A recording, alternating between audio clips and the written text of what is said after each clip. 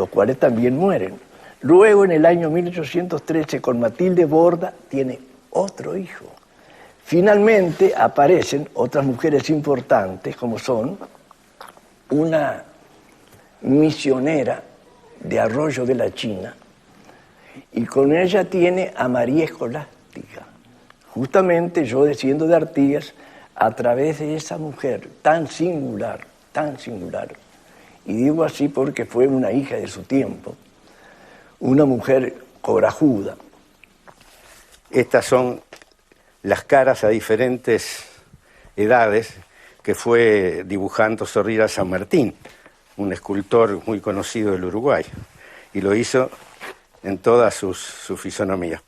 Una de las amantes de Artigas, que son muchas, la paraguaya Melchora Cuenca, tiene una imagen que es real. Los demás, todas las imágenes de Artigas son imaginarias. No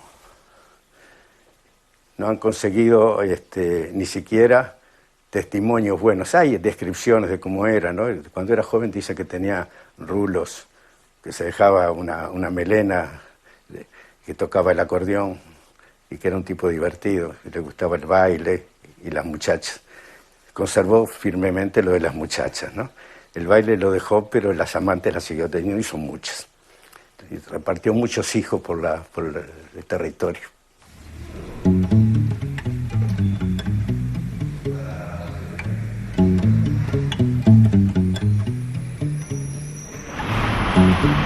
Artigas se dedicó a tareas rurales en distintas estancias, comerció cueros, es decir, compraba cueros en el norte de la banda oriental o en la región de Santo Domingo Soriano, en el río Uruguay, y los vendía después en Montevideo a copiadores que después los exportaban.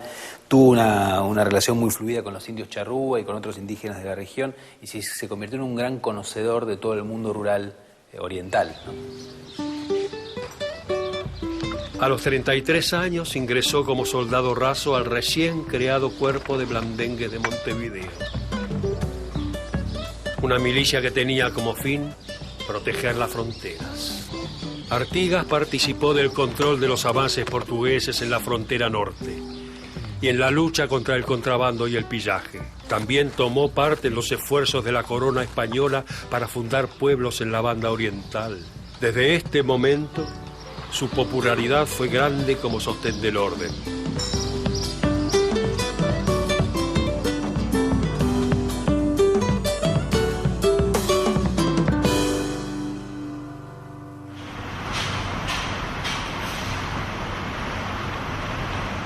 En 1797, Artigas ingresó en el Cuerpo de Blandengues, que era un cuerpo militar destinado a cuidar la frontera, y entonces se dedicó a tratar de evitar los avances portugueses en el norte de la banda oriental y a controlar el contrabando, lo cual es gracioso porque él mismo había sido probablemente contrabandista antes de ese ingreso.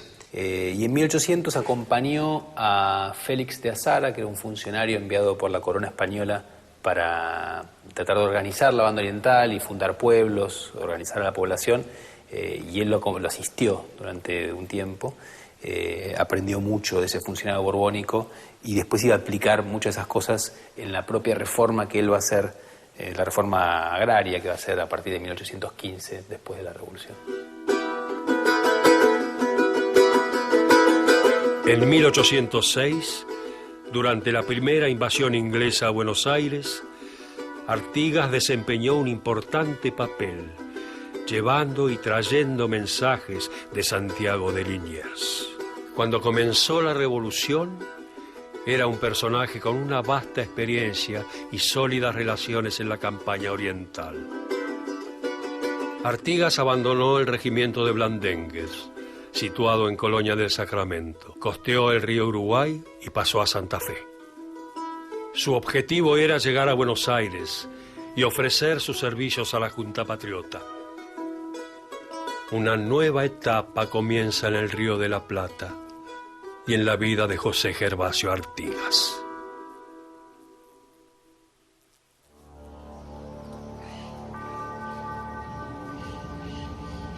Las tierras ubicadas al este del Río de la Plata fueron en el siglo XVIII una zona disputada por los dos imperios que ocuparon América del Sur.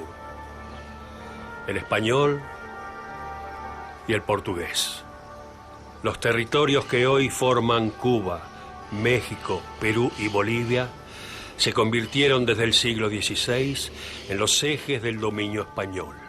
La región del Río de la Plata era una suerte de patio trasero de la ciudad minera que más importaba a la corona, Potosí. Montevideo, fundada en 1725, era un excelente puerto natural que pronto empezó a competir con el otro puerto del virreinato, el de Buenos Aires.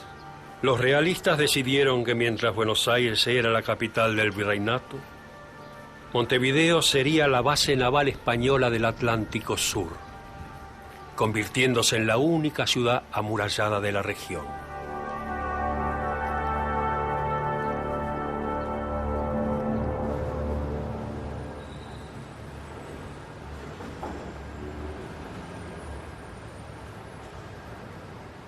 Vamos a tratar de ubicarnos dónde estamos en este momento situados.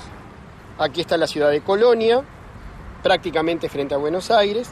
La costa oriental sigue hacia el este y acá está Montevideo. Montevideo fue elegido por los españoles por una característica militar, a diferencia de Buenos Aires, que tenía una característica de conquista. Se blindó, se llenó de cañones, se creó acá una ciudadela militar, y este damero, donde está la catedral, donde está el cabildo, era todo Montevideo. Lo que nosotros hoy conocemos como Avenida 18 de Julio era un camino de campo. Montevideo empieza donde está la estatua de Artigas, hacia aquí donde estamos nosotros. Con las reformas borbónicas, Buenos Aires, que había dependido de Perú, del virreinato de Perú, se autonomiza y pasa a ser capital virreinal en el siglo XVIII. Al ser capital virreinal, tiene que gestionar una serie de temas del comercio de ultramar con España. Montevideo va a estar mucho más regido por el pensamiento militar y burocrático español, y en Buenos Aires se va a permear con las nuevas ideas. En 1810 eso se ve muy claramente. Buenos Aires proclama la Revolución de Mayo, Montevideo cierra filas con el rey y hay que ponerle sitio. Cuando en mayo de 1810 Buenos Aires formó una junta revolucionaria, Montevideo pareció plegarse a su llamado, pero enseguida se impuso la posición contraria, en parte por el influjo de la Marina española allí presente y en parte por la tradicional oposición contra Buenos Aires.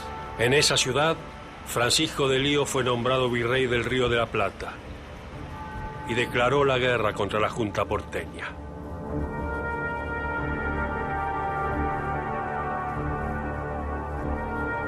A mediados de febrero de 1811, la campaña oriental se levantó en armas contra la decisión de Montevideo y a favor de la Revolución de Buenos Aires.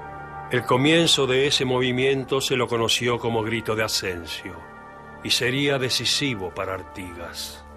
Es el comienzo de su carrera política, de su vida como caudillo.